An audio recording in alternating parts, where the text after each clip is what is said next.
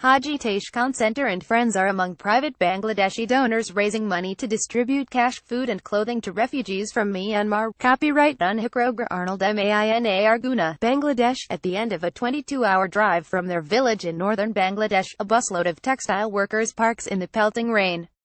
In the mud, thousands of famished men, women and children line up to receive bags stuffed with sugar, biscuits and flat rice, handed out through the fogged-up windows of the bus.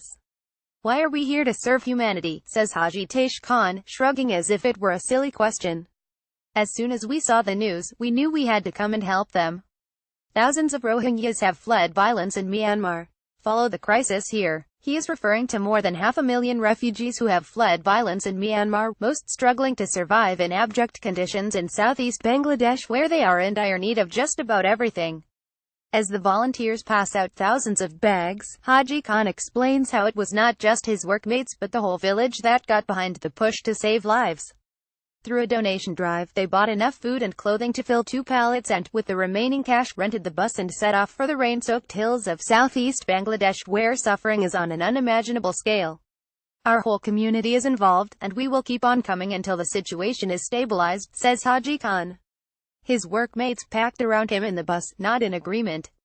Ordinary Bangladeshis hand-deliver aid to Rohingya refugees in the trunked-up field outside. Thousands of undernourished people stand or squat in ankle-deep mud, lining up to receive aid from a seemingly endless stream of donors like Haji, racing to save fragile lives. "They come through for us, and we depend on them," says Jonas, an emaciated father, hugging a bag stuffed with high-calorie food. His family have no shelter, he says, but at least now we have something to eat. The muddy space is one of 13 official points in Cox's Bazar district for distributing the aid arriving from across the country. Officials schedule the deliveries and work with refugee community leaders to assign redeemable coupons to those in greatest need. "We came ourselves to give it directly to the people who need it." Next up is a high-sided truck crammed with 6,000 sacks of aid. Each contains rice, lentils, vegetables, baby milk, soap, clothes, blankets and mosquito nets brought from the capital, Dhaka, by 24 members of a manufacturers association. "We came ourselves to give it directly to the people who need it," says Jalal Ahmed, smartly dressed in a sports shirt and trousers, out in the mire. As they hand out the sacks, a Bangladeshi soldier blows a whistle and swings a stick to ensure order in the long lines of refugees, among them Railthan widow Natsaro, who is 50 but looks older. Her husband was shot dead in Myanmar and she has 2 daughters to feed, but no shelter of her own. "Your support is urgently needed to help the refugees in Bangladesh. Please give now." Toyub, 52, a father of 6, is gaunt.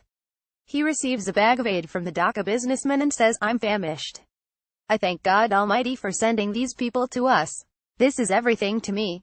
Just how large and how vital the private Bangladeshi aid rush has become is clear to Mohammed Reza Karim, the manager in charge of Kutupalang refugee camp, one of only 2 government-run camps in the South Asian country. "Without the private donors, it would be a disaster," he says. The number of refugees in the immediate area around Kutupalang has tripled to 300,000 in a little over a month, he says.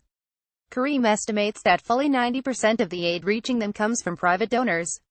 Private Bangladeshi donors have raised money to distribute aid to refugees from Myanmar at Kutupalang camp. Copyright Unhikrogra Arnold in support of the Bangladesh government and people. UNHCR, the UN Refugee Agency, is working with partners to scale up aid to alleviate the worst crisis the region has seen in decades.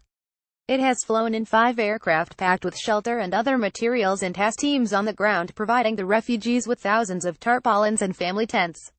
It is putting in clean water and sanitation systems, and is providing additional support to the Bangladesh government's vaccination drive. The aid agencies are working systematically. In the meantime, the private donors are filling a gap, says Shirin Akhtar, a UNHCR protection associate from Bangladesh with 12 years' experience in the camps. "What they are doing is needed, it's very important," she says. "We are here to help all humanity." UNHCR works side by side with the private donors.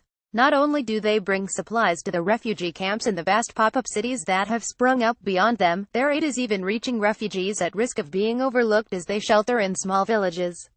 One recent afternoon, UNHCR witnessed deliveries by 3 Bangladeshi aid groups at a tiny village ringed by forest and rice paddies near Kutupalang, where 101 Hindu families have been given shelter after fleeing slaughter and flames in Myanmar.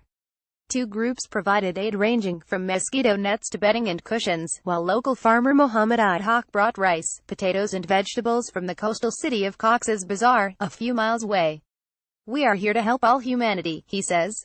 God be praised. Up to 15,000 refugees stranded near Bangladesh-Myanmar border.